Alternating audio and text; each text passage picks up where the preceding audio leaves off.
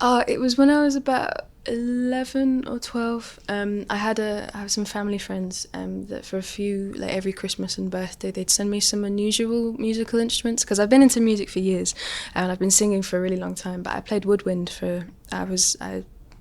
I still play a little bit of flute, but it was mostly oboe at that time. That was thanks to the school was very encouraging, the primary school I went to, of playing some woodwind instruments. So I liked being on stage and performing, but I also liked writing songs, but I hadn't realised that yet.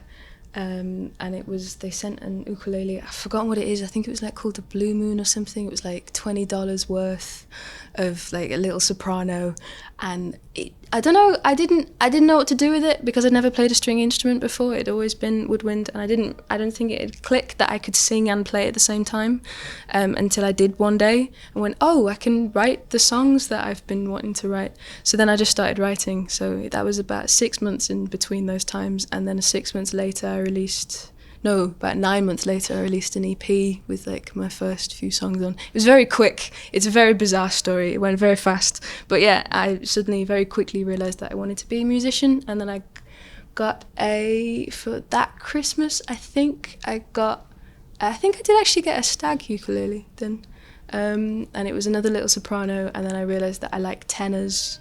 And then I found the baritone. My first one was a clear water with the rounded back, and I really loved that acoustic sound, but I remember the pickup being really awful and I really struggled at gigs, so I wanted to find something that was better. So slowly it's been like a progression of finding mostly baritone, I think, because it suits my voice most. And it's also one that I don't see people play that often. I think in the UK, the like 1920s style type soprano is very big, and also just regular tenor in concerts for jamming, but not many people play baritone, and that's been really nice to champion it, because I feel like people ask me even more, that is a tiny guitar, and I'm like, no, it isn't. Even so, it's cool, it's nice to have a really nice instrument to play. Tell us what it is that you love about your Kanile Baritone. Oh, actually the biggest thing that I really love is it's a really beautiful finish on this. Like, I'm not into my high gloss. I'm really not. That's not my thing. But I love when the neck is super smooth, but not like when you're a little bit sweaty, you get stuck to it. That's important. I really love all the bevels and the cutaways, and this edge is super nice to play with because that's one of the issues that I used to get all the time after gigs. I'd have big lines in my arms.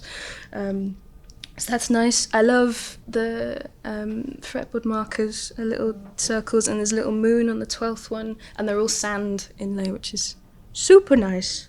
I don't know, I love the tone, I love the wood, I love the tuning pegs, because they're so light. It's so light to carry. I think it's been the lightest uke, other than the really small ones that I've carried around. I almost forget that I have it in my bag when I have it on me. So it's a really beautiful instrument to play, and it sounds so nice. It really suits me. It's that kind of mellow. I think that's because of the koa. I really love it.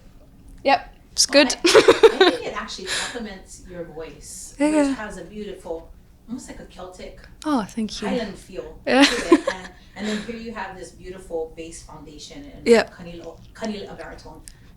Absolutely magnificent. Yeah. Speaking of which, brand new album just dropped to the world, right? Called Transient. Yes, that's right.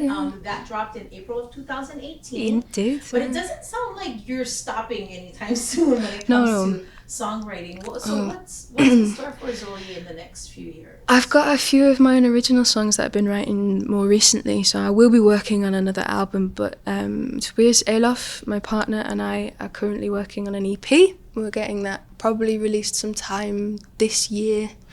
We just need to finalise everything with that. So that's cool. I'm playing tenor on that though, actually.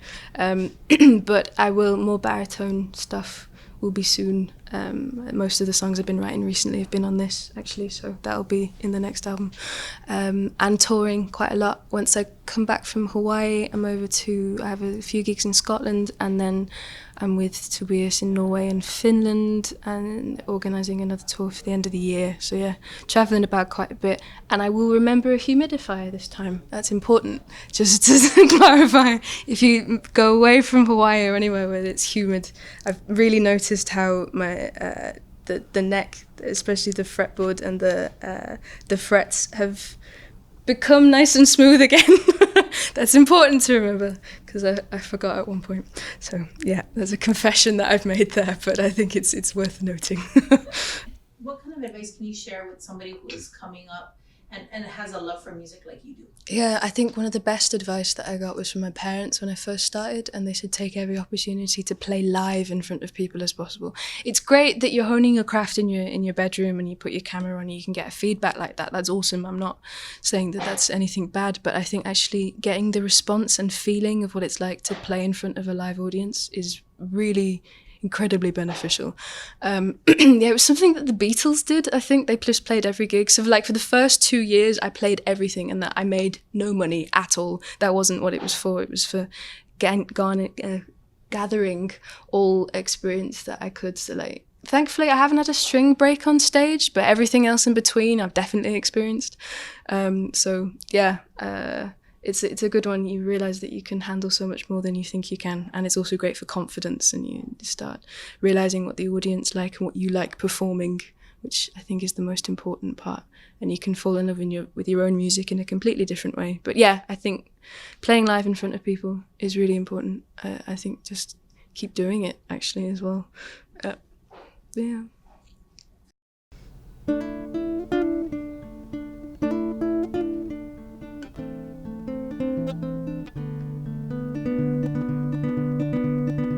Sailing by moonlight, a ship rode the waves of the dark sea. Though beware of thee, a chorus of voices so delicate, singing in harmony, proclaiming love for thee. Sailors who heard this were transfixed, but drowned in their quest to see where this beauty rose from the